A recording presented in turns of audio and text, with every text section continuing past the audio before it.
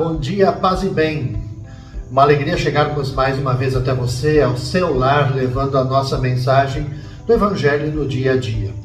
Nós estamos refletindo os Evangelhos da 20ª semana do Tempo Comum. Ontem, quarta-feira, celebramos na igreja, nos nossos corações, São Francisco de Assis, nosso fundador, aquele que atrai milhões de pessoas pelo seu carisma, pela sua profunda espiritualidade, sua profunda fé e, de modo especial, aquele que foi se assemelhando cada vez mais ao próprio Jesus Cristo. Padroeiro dos animais, padroeiro da ecologia, é o nosso santo protetor, a gente pode dizer assim, o protetor da criação. Ainda nessa alegria, hoje, quinta-feira, meus caros irmãos e irmãs, dia 5 de outubro, nós vamos então rezar e refletir a partir do Evangelho de Lucas, capítulo 10, versículos de 1 até 12. O Senhor escolheu outros 72 discípulos e os enviou 2 a 2 na sua frente, a toda a cidade e lugar aonde ele próprio devia ir. E dizia-lhes: a messe é grande, mas os trabalhadores são poucos. Por isso, pedi ao dono da messe que mande trabalhadores para a colheita. Eis que vos envio como cordeiros para o meio de lobos. Não leveis bolsa, nem sacola, nem sandálias, e não cumprimenteis ninguém pelo caminho. Em qualquer casa em que entrardes, dizei primeiro: a paz esteja nessa casa. Se ali morar um amigo da paz, a vossa paz repousará sobre ele. Senão, ela voltará para vós. Permanecei naquela mesma casa, comei e bebei do que tiverem, porque o trabalhador merece o seu salário. Não passeis de casa em casa. Quando entrardes numa cidade e fordes bem recebido, comei do que vos servirem, curai os doentes que nela houver, e dizei ao povo: o reino de Deus está próximo de vós. Mas quando entrardes numa cidade e não fordes bem recebidos, saindo pelas ruas, dizei: até a poeira de vossa cidade, que se apegou aos nossos pés, sacudimos contra vós. No entanto, sabei que o reino de Deus está próximo. Eu vos digo que naquele dia Sodoma será tratada com menos rigor do que esta cidade. Meus caros irmãos e irmãs, assim como os 12 discípulos, apóstolos, foram enviados em missão na Galileia, agora Jesus, ele envia os 72 discípulos para evangelizar a Judéia. E diz para eles o que eles têm que fazer, o que eles têm que levar, o que têm que deixar de lado. E os 72 de que o Evangelho fala, eles anunciam a mensagem do reino. O número 12, ele evoca as 12 tribos de Israel. O número 72 faz referência aos 72 povos da terra que estão lá, se você quiser conferir, lá no Êxodo, no Gênesis, no capítulo 10. Para dizer o quê? Que a missão dos discípulos ela é universal. Ela é destinada a todos, a cada um, todos os habitantes da terra. Os 72 são de fato o sinal de todos quantos o Senhor da Messe chama para o anúncio do Evangelho. Despojados de segurança e também das comodidades, eles vão à frente de Jesus para preparar sua chegada. Aqui que eu quero chamar a atenção, porque aqui está o sentido de todo o apostolado da igreja, porque é Jesus quem que deve ocupar o centro da missão. É Ele que envia, que toma a palavra e que também atua. Mais do que fazer, penso que é preciso deixar o próprio Jesus através de nós fazer. O mais importante é sermos como Ele, adotarmos o seu estilo. Devemos levar a paz aos ambientes difíceis. Daquelas pessoas que, quem sabe, não vão nos receber bem, mas Veja que o Evangelho diz que a gente não tem que perder tempo com pessoas que têm má vontade, coração fechado. A tarefa deles, a nossa tarefa é a mesma de Jesus, é anunciar a boa notícia do reino, curar os doentes. Nós não devemos ficar nos lamentando sobre as dificuldades da missão. Elas são de fato sinal do reino, são obras do Espírito Santo. E Jesus pede aos apóstolos, pede a cada um de nós, para nós não nos preocuparmos. Não vos preocupeis com o que haveis de dizer. Não sois vós a falar, mas é o Espírito do Pai que falará por vocês.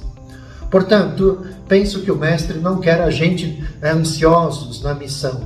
A missão é sempre um milagre do próprio Senhor. Na sexta-feira, meus caros irmãos e irmãs, no dia 6 de outubro, nós vamos rezar, vamos refletir com o Evangelho de Lucas, capítulo 10, versículos de 13 até 16.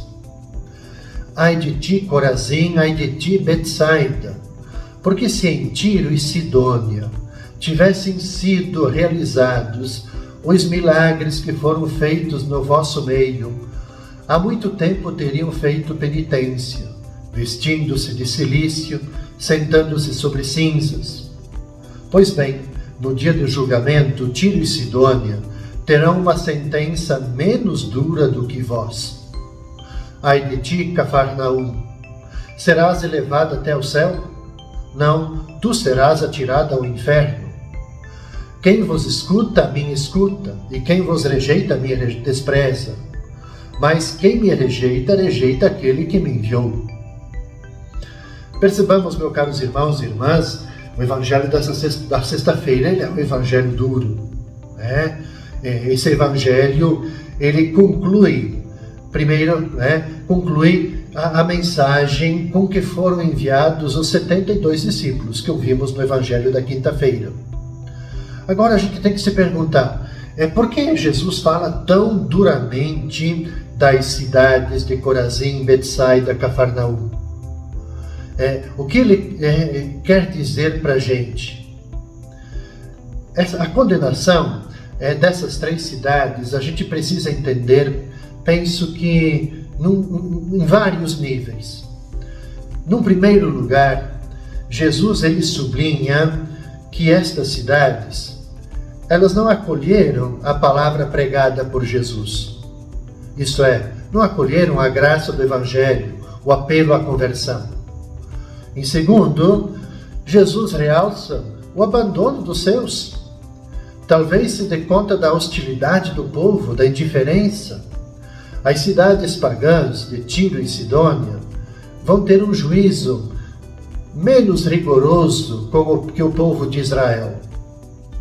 E por fim, terceiro lugar, nos diversos níveis, Jesus ele prevê que o Evangelho ele vai ultrapassar as fronteiras da Galileia, que ele vai chegar aos gentios.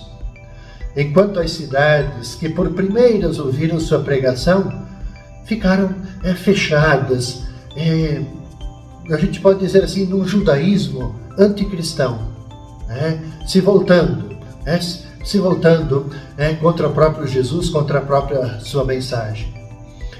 Acho que esse Evangelho ele é um aviso para todos, todos e todas aquelas pessoas que se colocam fora da graça do Senhor e que caem na hipocrisia e na resistência sublinhados pelo esse conjunto de ais que Jesus profere no trecho do Evangelho.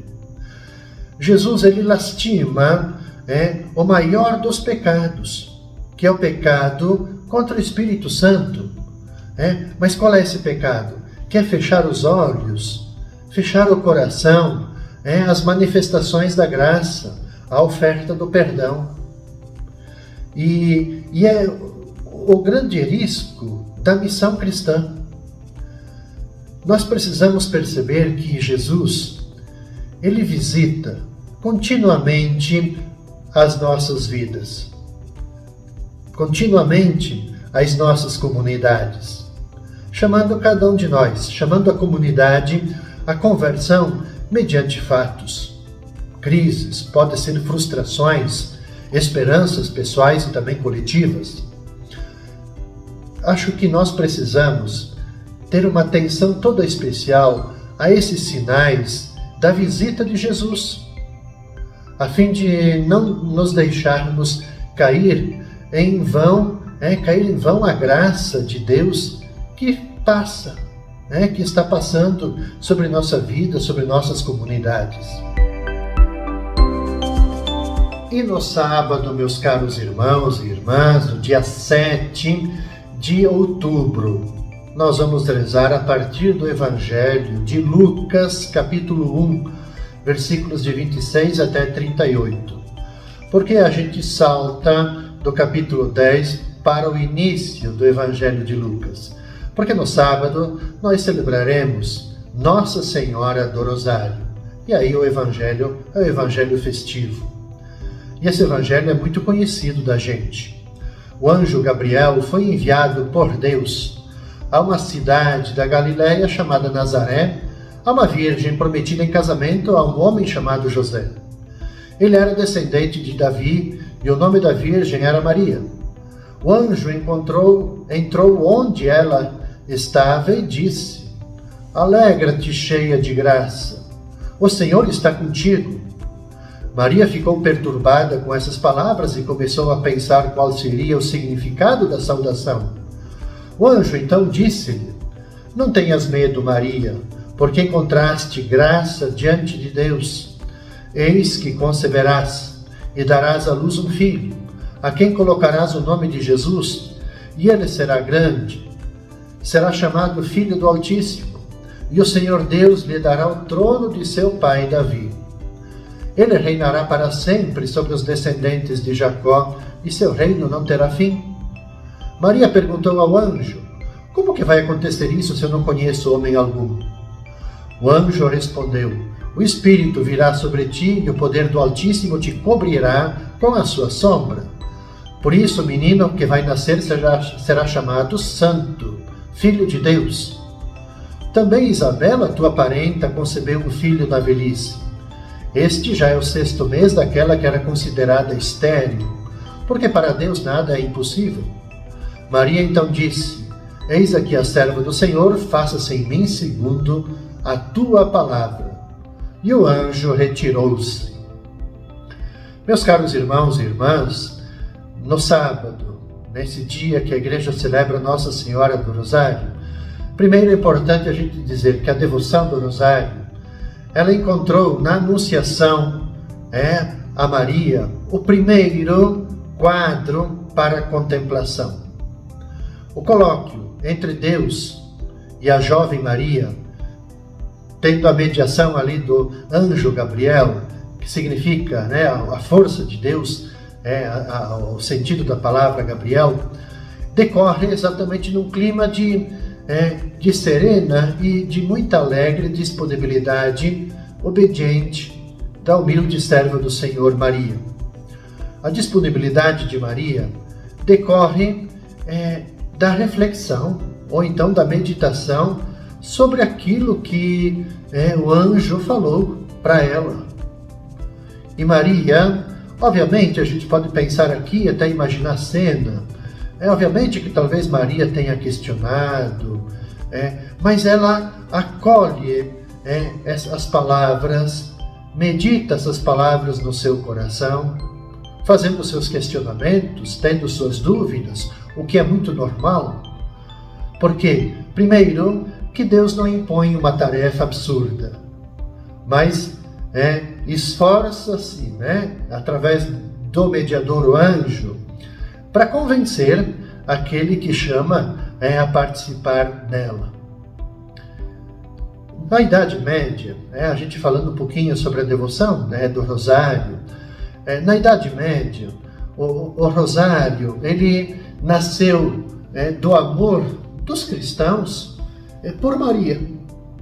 E os promotores dessa devoção foram os frades dominicanos.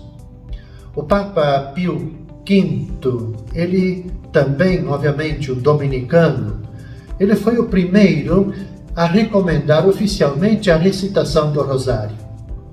Com o Rosário, nós vamos meditar os principais mistérios da vida de Jesus e de Maria.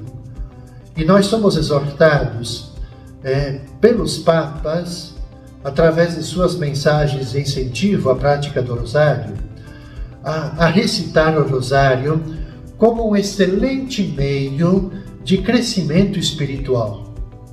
E a sua recitação requer, eu sempre digo, um ritmo tranquilo, não pode ser acelerado, certa demora em pensar, que favoreça sempre naquela pessoa que reza a meditação dos mistérios da vida do Senhor, vistos através do coração daquela, que mais de perto esteve em contato com o mesmo Senhor, Maria.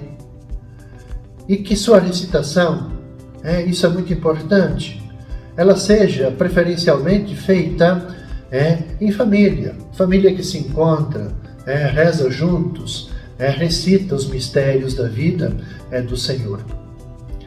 Com essa reflexão, meus caros irmãos e irmãs, a gente conclui então o itinerário desta 26ª semana do Tempo Comum.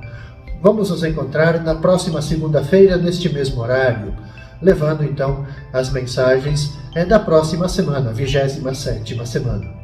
Desejo a cada um de vocês toda a paz e todo o bem, com as intercessões e a bênção de nosso querido Santo Antônio.